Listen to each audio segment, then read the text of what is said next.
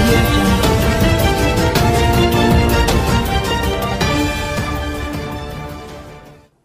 గొడుగు మార్చే ప్రయత్నం చేస్తున్నారు చంద్రబాబు నాయుడు గారు. చంద్రబాబు నాయుడు గారికి ఊసరవలిలాగా రంగులు మార్చటం, ఏ ఎండకి ఆ గొడుగు పట్టుకోవడం, అవసరమైనప్పుడు స్వరాన్ని మార్చటం ఆయనకి వెన్నతో పెట్టిన విద్య. ఎంత విచిత్రంగా ఉందంటే ప్రజాస్వామ్యంలో నమ్మలేనటువంటి విధంగా మార్చేస్తున్నారు, ప్లేటు ఫిరాయించేస్తున్నారు. ఒక్కసారిగా యూటర్న్ తిరిగిపోతూ ఉన్నారు. ఎందుకు ఇలా జరుగుతూ ఉన్నది? చంద్రబాబు నాయుడు గారు సర్వేలు చేయించుకునే అలవాటు. ఎప్పటికప్పుడు ప్రజల అభిప్రాయాలు ఎలా ఉన్నాయో తెలుసుకునేటటువంటి ప్రయత్నం చేస్తుంటారు. ఆయన ప్రభుత్వంలో ఉన్నారు కాబట్టి మిషనరీ పెట్టుకొని. ఈ మధ్యకాలంలో నాకు తెలిసింది ఏమిటంటే, ప్రత్యేక హోదా రాకపోవడానికి కారణం ఎన్డీఏ కేంద్రంలో, రాష్ట్రంలో టీడీపీ చంద్రబాబు నాయుడు గారు కారణం. వీరిద్దరినీ కూడా తొలగిస్తే తప్ప ఈ రాష్ట్రానికి ప్రత్యేక హోదా రాదు అని ప్రజలు భావిస్తున్నారనే అంశాన్ని తెలుసుకొని చంద్రబాబు నాయుడు గారు ప్లేటు ఫిరాయించే మార్గాన్ని ఆలోచిస్తున్నారు. నాదేమీ లేదు, ఇదంతా భారతీయ జనతా పార్టీ చేసింది అని భారతీయ జనతా పార్టీ నెత్తిన పడేసి ఆయన మాత్రం వచ్చేయాలి, ప్రత్యేక హోదా కావాలి జిందాబాద్ అని నినాదం చేయాలి, ప్రత్యేక హోదా జెండా పట్టుకొని రావాలి అనేటువంటి ఒక ప్రయత్నం చంద్రబాబు నాయుడు గారు చేస్తున్నట్టుగా చాలా స్పష్టంగా అర్థమవుతా ఉన్నది. ఎంత దారుణం అండి ఇది! ఈ రాష్ట్రానికి ప్రత్యేక హోదా వస్తే తప్ప బాగుపడదు అని చెప్పిన వ్యక్తి చంద్రబాబు నాయుడు గారు. భారతీయ జనతా పార్టీ మమ్మల్ని అధికారంలోకి తీసుకురండి, మేము ప్రత్యేక హోదా ఇస్తాము, 5 సంవత్సరాలు కాదు 10 సంవత్సరాలని ప్రజల్ని నమ్మించి అధికారంలోకి వచ్చిన తర్వాత ప్రత్యేక హోదా ఇవ్వకపోగా 14వ ఆర్థిక సంఘం ప్రత్యేక హోదాని రికమెండ్ చేయలేదు కాబట్టి ప్రత్యేక హోదా ఇవ్వలేకపోతున్నామని వారు చెబితే చంద్రబాబు నాయుడు గారు అన్నారు, మరి ప్రత్యేక హోదా ఇవ్వలేమంటున్నారు కాబట్టి ప్రత్యేక ప్యాకేజ్ తీసుకుందాము అని చెప్పారు. అయ్యా, ప్రత్యేక హోదానే కావాలి తప్ప ప్రత్యేక ప్యాకేజీ మోసమని ఆ రోజున వైఎస్ఆర్ కాంగ్రెస్ పార్టీతో పాటు ఈ రాష్ట్రంలో ఉన్నటువంటి ప్రజా సంఘాలన్నీ చెప్పాయి, రాజకీయ పక్షాలు కూడా చెప్పాయి. ఏం చేశారు ఆ రోజున చంద్రబాబు నాయుడు గారు? ప్రత్యేక హోదా కన్నా కూడా మించింది ప్యాకేజీ అని చంద్రబాబు నాయుడు గారు చెబితే పత్రికలు రాశాయి, ఆయనకున్నటువంటి పత్రికలు. ప్రత్యేక హోదా వల్ల అసలు లాభం లేదండి, ప్రత్యేక ప్యాకేజీ అద్భుతంగా ఉంటుంది, ప్రత్యేక హోదా ఇచ్చేటువంటి రాష్ట్రాలన్నీ కూడా నష్టపోయే, కావాల్సి చూసుకోండి అని వ్యాసాలు పుంఖాలుగా పత్రికల్లో రాంచుకున్నాడు చంద్రబాబు నాయుడు గారు. ప్రజల్ని నమ్మించడానికి ప్రయత్నం చేశారు.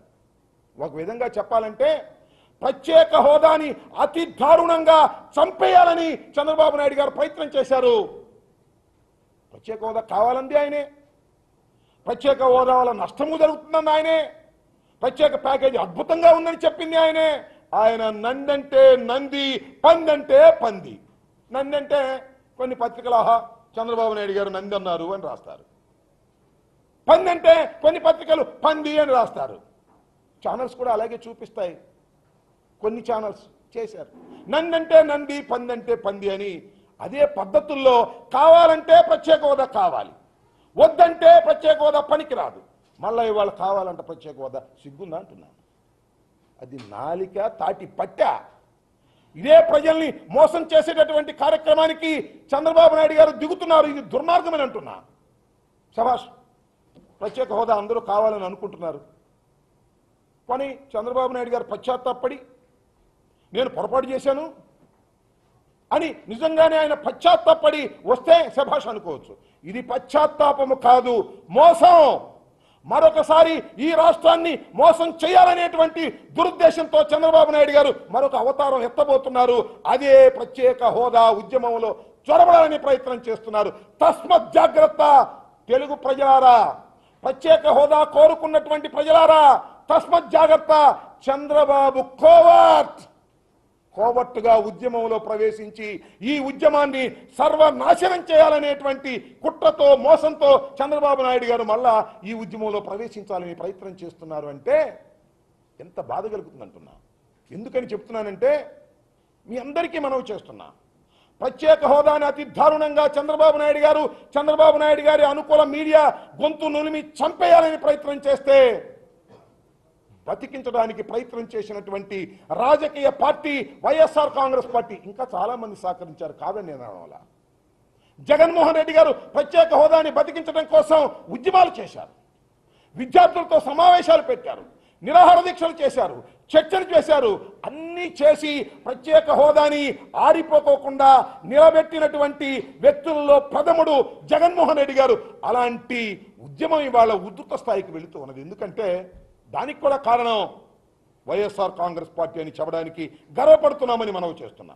ప్రత్యేక హోదా కోసం, విభజన హామీలు నెరవేర్చడం కోసం రాజీనామాలు చేయడానికి వైఎస్ఆర్ కాంగ్రెస్ పార్టీ పార్లమెంటు సభ్యులు సిద్ధమైన రోజున ఆంధ్రప్రదేశ్ అంతా కూడా ఒక రకమైనటువంటి ఉద్వేగభరితమైనటువంటి ఉద్యమం వైపు నడవడానికి ప్రయత్నం చేస్తున్న తరుణంలో చివరికి ప్రత్యేక హోదా గురించి, ఆంధ్ర రాష్ట్రానికి జరిగిన అన్యాయం గురించి పార్లమెంట్లో నిలదీయడం కోసం, ప్రత్యేక చర్చ కోసం ఇవాళ అవిశ్వాస తీర్మానాన్ని కూడా పెట్టడానికి నిర్ణయించుకున్న తర్వాత అందరూ ప్రత్యేక హోదా కావాలని నిలదీస్తూ రోడ్డు మీదకి వచ్చి ఉద్యమం చేయబోతున్నటువంటి ఈ తరుణంలో ఈ ఉద్యమాన్ని హైజాక్ చేయడం కోసం చంద్రబాబు నాయుడు గారు ఎంత ప్రయత్నం చేస్తున్నారండి. మీరు ఇది ధర్మమేనా అంటున్నా. ఒక కోబట్టులాగా ప్రవేశించి ఈ ఉద్యమాన్ని నట్టేట ముంచడానికి ప్రయత్నం చేస్తున్నావు నువ్వు, ఇది ధర్మం కాదని మనం చేస్తున్నాం. ఇందాక చూసి అనంతపూర్లో మాట్లాడుతున్నారు, ప్రత్యేక హోదా వస్తే పరిశ్రమలు బాగా వస్తాయి. ఇప్పుడని చెప్పావా చంద్రబాబు నాయుడు గారు? ప్రత్యేక హోదా వస్తే పరిశ్రమలు బాగా వస్తాయని ఎప్పుడు చెప్పరా? ఏం చెప్పారు? ప్రత్యేక ప్యాకేజ్ అద్భుతమైనది, చాలా గొప్పగా ఉంటుంది. నేను మనవి చేస్తున్నా, వాళ్ళు ప్రత్యేక హోదా ఇవ్వనన్నారు.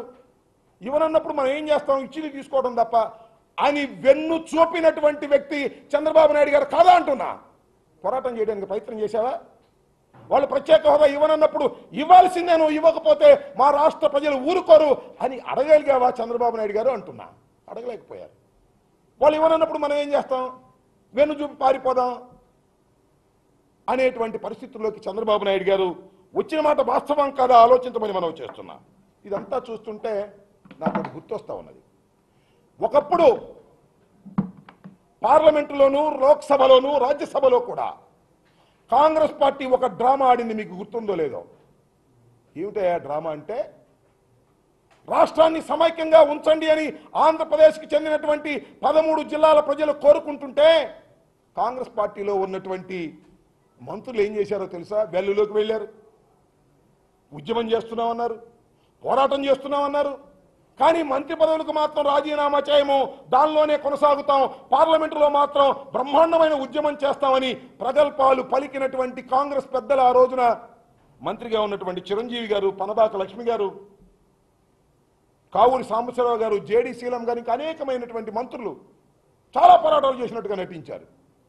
ఏమైందంటున్నా వారందరికీ కూడా ఏ గతి పట్టిందంటున్నా ఈ కాంగ్రెస్ పార్టీకి?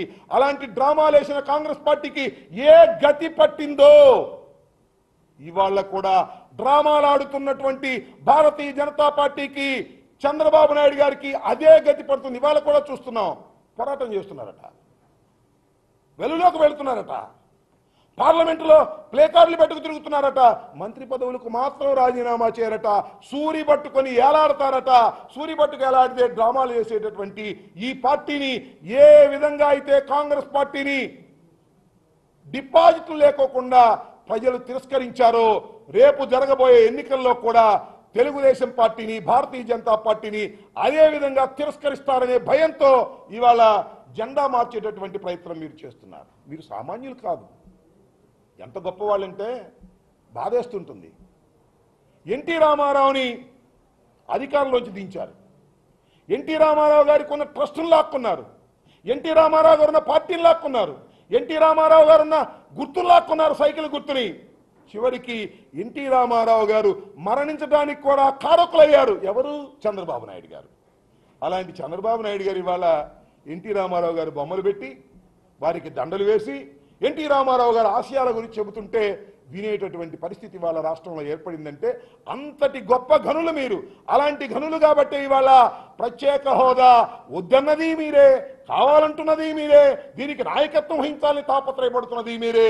దీన్ని ప్రజలు నమ్మడానికి సిద్ధంగా లేరనే విషయాన్ని దయచేసి గమనించవలసిందిగా నేను కోరుతున్నాను. అంతేకాదు, నేను మీ అందరికీ మనవి చేస్తున్నా, ముఖ్యంగా చంద్రబాబు నాయుడు గారి మీద ఆశలు పెట్టుకున్నటువంటి వర్గానికి మనవి చేస్తున్నా. చంద్రబాబు నాయుడు గారు సీనియర్ మోస్ట్, ఆయనకు అనుభవం ఉన్నది, ఆయన పరిపాలన చేయగలడు, ఆయన ఉద్దండుడు, కేంద్రంలో చక్రం తిప్పాడు అని భావించేటటువంటి ఒక వర్గం ఉన్నది ఆంధ్రప్రదేశ్లో. వారందరికీ మనవి చేస్తున్నా, చంద్రబాబు నాయుడు గారు పచ్చి మోసం చేసేటటువంటి కార్యక్రమం చేస్తున్నారు. ప్రత్యేక హోదా ఉద్యమాన్ని దెబ్బతీయడం కోసం కుట్రలు చేస్తున్నారు. కుట్రపూరితంగా ఈ ఉద్యమంలోకి ప్రవేశించడానికి ప్రయత్నం చేస్తున్నారు, కోవర్టుగా వ్యవహరించడానికి ప్రయత్నం చేస్తున్నారు.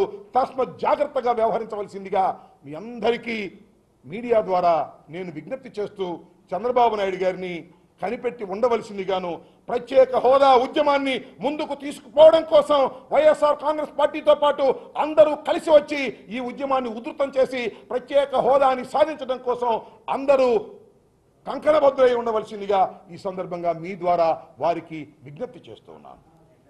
ఏంటండి, వీడియో నచ్చిందా? అయితే ఓ లైక్ వేసుకోండి, లేదంటే ఓ కామెంట్ చేయండి. ఎప్పటికప్పుడు మా వీడియోస్ చూడాలంటే సబ్స్క్రైబ్ చేసుకోండి.